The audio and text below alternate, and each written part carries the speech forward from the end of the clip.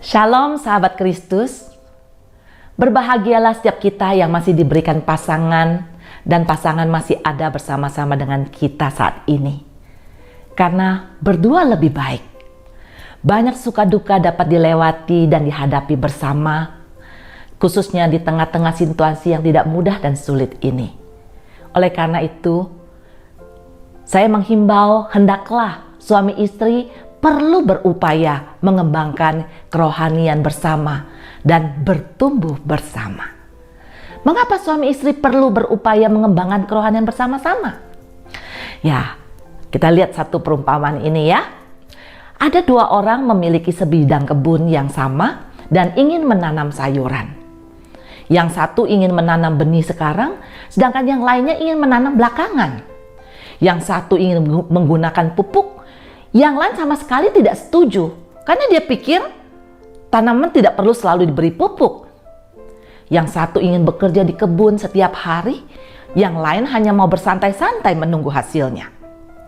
Dalam situasi seperti itu, apakah kebun itu mungkin menghasilkan sesuatu yang maksimal? Tentu hasilnya akan tidak sebaik kalau mereka berdua saling sepakat dan bekerja bersama untuk mencapai tujuan bersama-sama. Suami dan istri bisa disamakan dengan kedua pemilik kebun itu. Jika hanya satu yang mengembangkan kerohanian, hubungan mereka mungkin bisa membaik, tapi tidak akan bisa maksimal.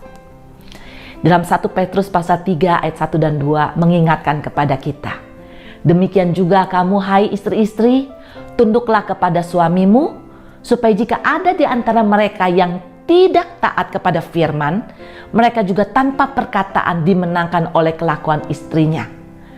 Jika mereka melihat bagaimana murni dan salehnya hidup istri mereka itu.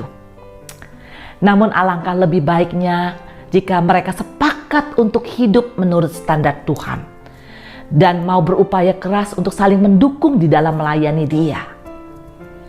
Setia bukan karena kita sempurna, tapi setia karena kita mau saling menjaga. Sehati bukan karena memberi, sehati karena kita mau saling memahami.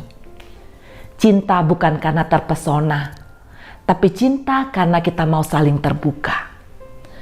Betah bukan karena mewah, tapi betah karena kita saling mengalah. Langgeng bukan karena terkekang, tapi langgeng karena kita saling berpegangan. Bersama bukan karena dunia. Kita bisa bersama karena kita saling mencocokkan dan kita menghargai satu dengan yang lain. Indah bukan karena kita selalu muda. Indah karena kita bisa menghadapi setiap kesulitan, persoalan dan pergumulan bersama-sama. Pengkhotbah pasal 4 ayat 9 berkata, berdua lebih baik daripada seorang diri saja.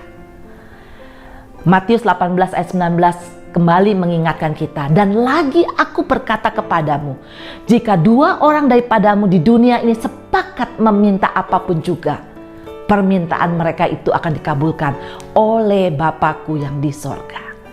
Lihat, komunitas yang terkecil di bumi ini adalah suami dan istri.